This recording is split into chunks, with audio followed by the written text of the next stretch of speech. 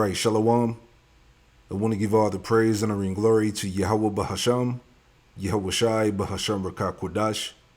Double honors to the apostles and elders of Great Millstone who taught me this truth, and Shalom to the hopeful elect. This article is from newstarget.com. This came out May 1st, 2026. And the headline reads, it says, U.S. CENTCOM seeks hypersonic missile deployment to Middle East for potential Iran operations. Okay, so before we get to the main point, I want to read this article real quick. Okay, and we got it pulled up in the summary here on the left. All right, bear with me. So it reads, it says, proposed deployment of Dark Eagle hypersonic missiles.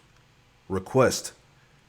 U.S. CENTCOM has requested the deployment of the Army's Dark Eagle long-range hypersonic weapon to the Middle East for potential use against Iran. Status and limitations. The system is not considered fully operational and has previously suffered test failures. Only 8 missiles are currently available. Cost. Each missile is valued at approximately $15 million, with each battery estimated at $2.7 billion. Okay, this war is costing America, man, as we talked about. Strategic rationale. The deployment aims to counter Iranian ballistic missile launchers move beyond the range of the precision strike missile over 300 miles and serves as a signal of U.S. capability to Russia and China. Additional military options for Iran. CENTCOM Commander Admiral Brad Cooper is briefing President Trump on several potential military courses of action, including infrastructure strikes, launching a short and powerful wave of strikes to compel Iran to return to nuclear negotiations. Strait of Hormuz, seizing areas of the strait, potentially using ground forces to reopen it to commercial shipping. Special operations, utilizing special forces to secure Iran's stockpile of highly enriched uranium. Okay. Last points. It says regional context and risk. Operational environment. Despite U.S. claims of local air superiority, the theater remains high risk, with ongoing losses of U.S. MQ-9 drones and crewed fighters. All right, people are dying. Escalation potential. Analysts warn that introducing an unproven weapon system into active hostilities risk spiraling the conflict into a broader regional war or a nuclear confrontation. All right, so let's get into that. So check this out. This was posted on X by Information Liberation, right? It says Tucker Carlson says Mark Levin is not so subtly counseling President Trump to use nuclear weapons against Iran. Okay, so again, the point. Who can resist the will of the Most High? Okay? Nuclear war is God's will. Okay, let's make that point. Here's what Mark Levin said on his Easter weekend show about what we ought to do next in Iran. Watch. And the casualty numbers, as horrible as any casualty is, need some context. Let's look at World War II. The Battle of the Bulge, 80,000 to 90,000 plus casualties, deaths and injuries and so forth. Nearly 10% of all the casualties in World War II happened at the Battle of the Bulge near the end of the war. The Battle of Okinawa, 50,000 plus casualties, over 12,000, nearly 13,000 killed on that island, which is what convinced Truman that we would lose a million men if we didn't drop the atomic bombs that we did. So this is a war or a peace mission to stop nuclear weapons that can blow away millions of Americans. Every bit as important as World War II. This is a crucially important military operation, war, call it what you want, peace mission. And we ought to be celebrating the success of our military, unifying around our military and our commander-in-chief, and urging them to complete the task so our country is safe from nuclear weapons by insane, suicidal primitives from the 7th century. Did you catch that? Did you make it through the whole clip? It's not easy. It's not easy, but embedded in there, and that's why we prefer a transcript over the actual audio. Embedded in there is something you need to know. It's an argument that is being test-driven, and since no one, to our knowledge, has pushed back against it, may be in full operation now, it's an argument for nuclear weapons against Iran. And here's to restate, in case you couldn't make it through the accent, here's what he said. Nearly 10% of all casualties in the Second World War happened at the Battle of the Bulge, which, of course, at the end of the war. The Battle of Okinawa, 50,000 casualties, nearly 13,000 killed on that island, which is what convinced Truman, Harry Truman, the then president, 1945, we'd lose 1 million men if we didn't drop the atomic bombs that we did. Did you hear that? That's Mark Levin's counsel to our sitting president, Donald Trump, right now. You are looking at a choice between the catastrophic loss of your troops in a ground war or the use of nuclear weapons. Man, hey, the least of the flock should draw them out, right? Jeremiah 49 and 16. It says, thy terribleness have deceived thee in the pride of thy heart, O thou that dwellest in the clefts of the rock, that holdest the height of the hill. Though thou should make thy nest as high as the eagle, right? As we read in this article about they named that hypersonic missile Black Eagle, right? CENTCOM has requested the deployment of the Army's Dark Eagle hypersonic missile, all right, to the Middle East for potential use against Iran, right? So it's all spiritual, right? America, you know, their flag is the eagle, all right? It says, though thou shouldest make thy nest as high as the eagle, I will bring thee down from thence, saith the Lord, Yahweh Shem Yahushai. Verse 17, also Edom shall be a desolation, okay? America is going to be a complete desolation, right? This is what Tucker's talking about. Also Edom shall be a desolation. Everyone that goeth by it shall be astonished, and shall hiss at all the plagues thereof. As in the overthrow of Sodom and Gomorrah, in the neighbor cities thereof, saith the Lord, Yahweh Shem Yahushai, no man shall abide there, neither shall a son of man dwell in it, right? Behold, he shall come up like a lion from the swelling of Jordan against the habitation of the strong, but I will suddenly make him run away from her. And who is a chosen man that I may appoint over her? For who is like me, and who will appoint me the time, and who is that shepherd that will stand before me? Let me read that in NLT, right? Same verse 19. It says, I will come like a lion from the thickets of the Jordan, leaning on the sheep in the pasture. I will chase Edom from his land, and I will appoint the leader of my choice. For who is like me, and who can challenge me? What ruler can oppose my will? And this is what the point I want to make again. Who can resist the will of the Most High? All right, and we're going to further expound on that, right? Verse 20. Therefore, hear the counsel of the Lord, Yahweh Shem Yahushai, that he have taken against Edom, and his purposes, that he have proposed against the inhabitants of Teman. Surely the least of the flock shall draw them out. Surely he shall make their habitations desolate with them. So Iran, this Iranian war, okay, which is being, brought in through the small hats, okay, the small hats are drawing America into this final war, okay, the war of Armageddon, okay. These tiny tops have drawn America in, okay, for this final war, World War III. Okay, and there's no stopping that. There's no changing that, right? It says, verse 21, the earth is moved at the noise of their fall, at the cry the noise thereof was heard in the Red Sea. All right, because the Lord is going to completely destroy this place, man. Right? So let's play some more. You see? Which in a sense, if you think about it, just think about it for a second, is actually an act of peace. It's an act of peace. The most humane thing you could do is to end this now with nuclear weapons. That's the case Mark Levin is making to the president, who just last week recommended that all Americans watch Mark Levin's show. Okay. This is not like crazy dot connecting here. This is one-to-one. This is really obvious where we're moving.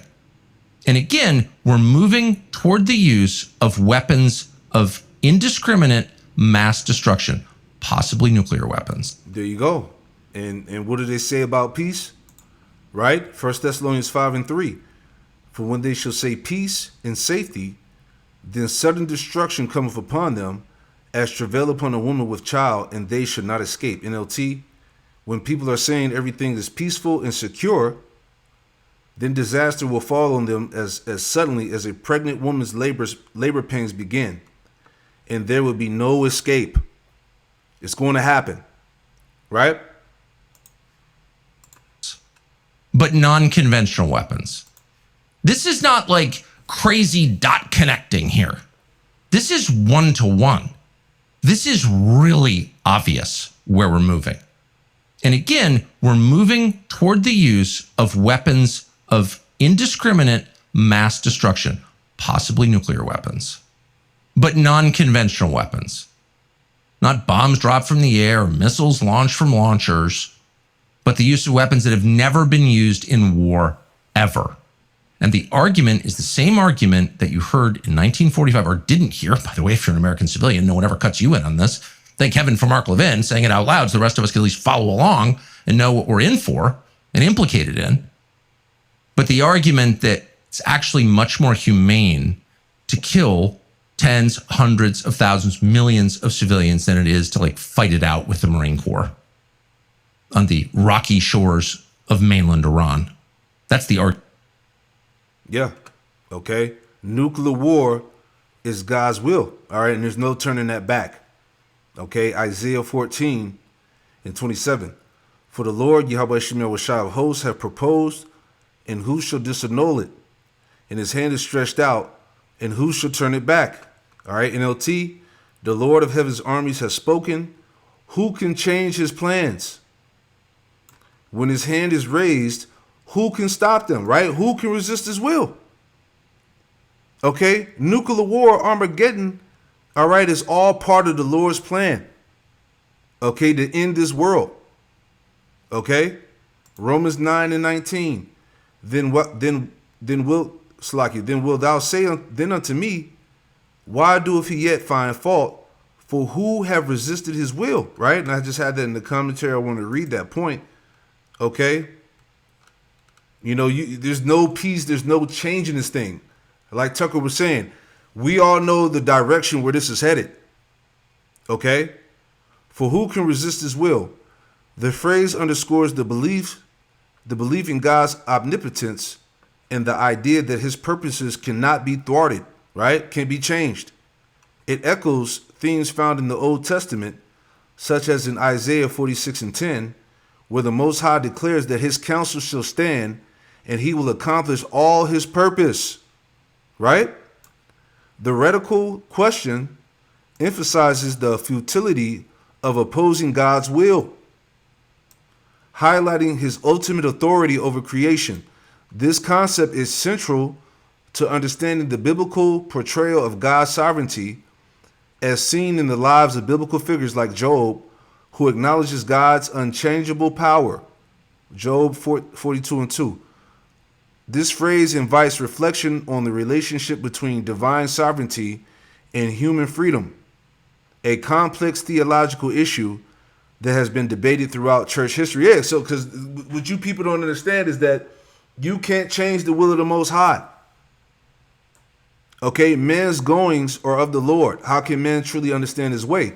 All right, he put it in the heart of these kings, all right, to execute his will. All right, Proverbs 21:1. Proverbs 21:1. It says, the king's heart, the king's mind is in the hand of the Lord, Yahweh Shemel Washai. As the rivers of water, he turneth it whithersoever he will. All right, the Most High is in control of the minds of these kings of the earth, man. Okay, and he's moving these kings to bring in Armageddon. All right, nuclear war. And there's no stopping it, there's no changing it, there's no peace. All right, this is what you have to understand. This is the inevitable, right? Many are about to perish. Okay, Isaiah 34:2, like he was saying about the troops. Let me play that part again. He spoke about the mass deaths of troops, right? Case Mark Levin is making to the president, who just last week recommended that all Americans watch Mark Levin's show. Okay. This is not like crazy dot connecting here. This is one-to-one. This is really obvious where we're moving. Yep. And again, we're moving toward the use of weapons of indiscriminate mass destruction, possibly nuclear weapons, but non-conventional weapons.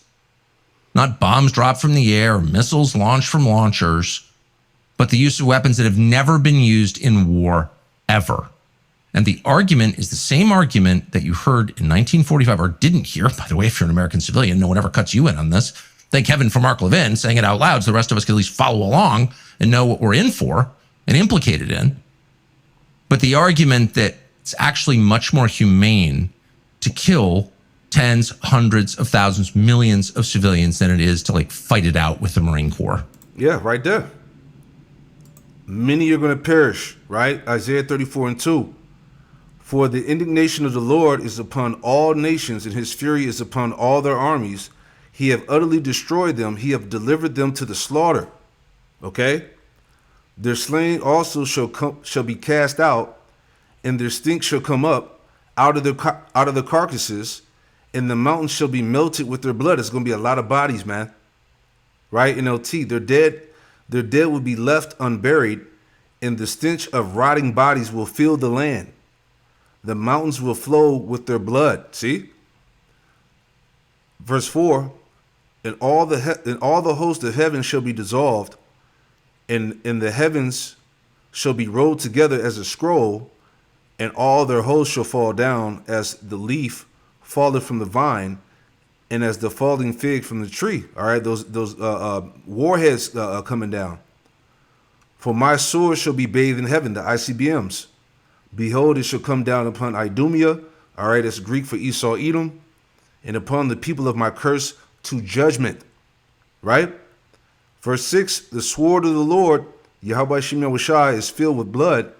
It is made fat with fatness, and with the blood of lambs and goats, and with the fat of the kidneys of rams. For the Lord have a sacrifice in Basra, and a great slaughter in the land of Idumea, man.